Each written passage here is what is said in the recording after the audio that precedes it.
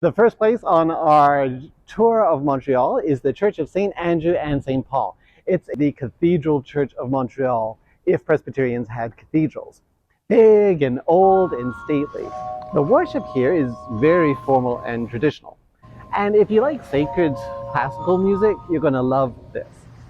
They are famous for their music program.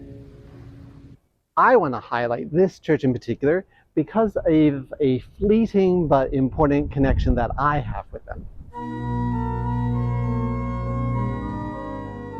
St. Andrew and St. Paul have a yearly tradition where they collect a special offering during Advent to be distributed as a Christmas gift to clergy across Canada.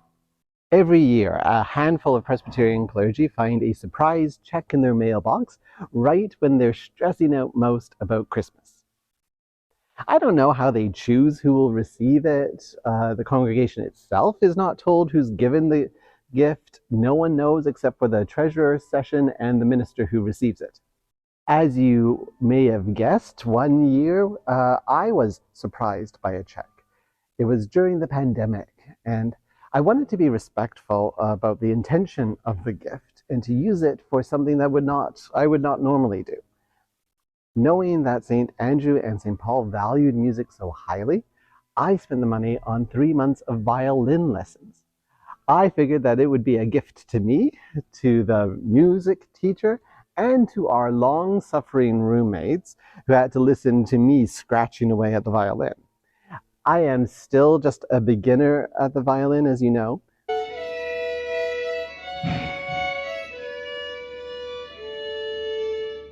But those lessons set me up to be playing for the rest of my life. What a wonderful lesson. Whenever I pick up my violin now, I praise God for the generosity of this congregation.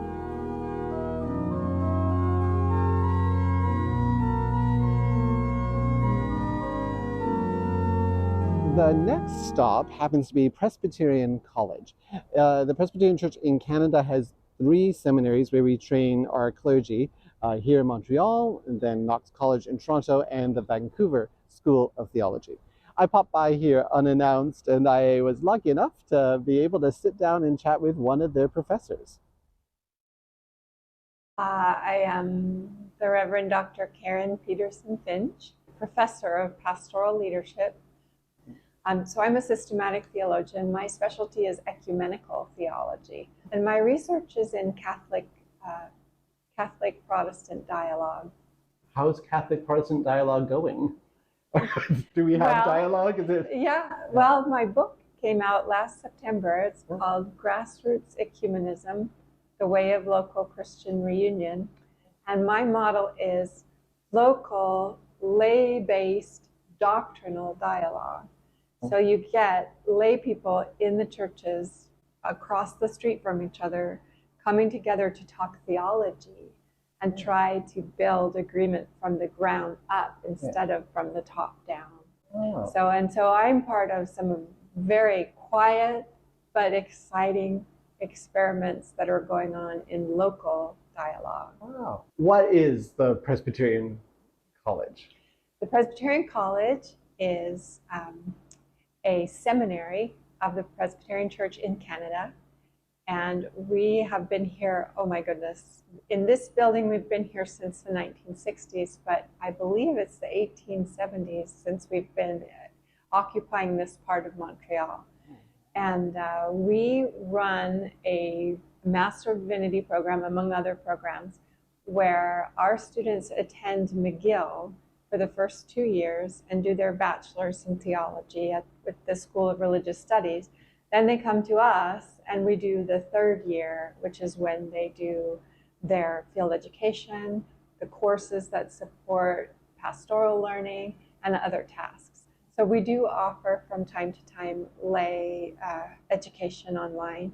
We also have a new person on staff, Adrian, who is running our leadership center. So there's going to be mentoring programs for pastors who are already in the parish, and mentoring programs for lay people as well.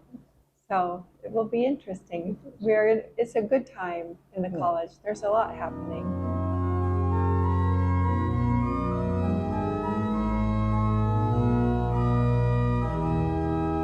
last place on our tour of Montreal is St. Joseph's Oratory. That's right, it's not Presbyterian, but it's still an important place. I have tried to come here whenever I visit the city. It's a National Historic Site. Highest point in Montreal, largest church in Canada, one of the largest church domes in the world. While all of that is impressive, what I like most are the stairs. There's a tradition of walking up to the oratory on your knees over 99 wooden steps. I've never done it myself, and darn shucks, they're under construction today, but I do think about it. What I like about it is that it's a public, freely available way of participating in spirituality. No one is checking if you're Catholic or not when you go up the stairs. Anyone can. It's a place to pray in a way that is challenging and pushes you. I imagine you're pretty much guaranteed to have a spiritual enlightenment or crisis by the time you reach the top. You're definitely not left the same. I gotta train before I ever do it myself, but maybe someday I will. I keep thinking about it, which is what good spiritual architecture does. It gets you thinking about it long after you've left. So thank you for joining me on this little tour of Montreal. By the time you see this video, I'm already back in Alberta, and I will be seeing you soon. A bientôt!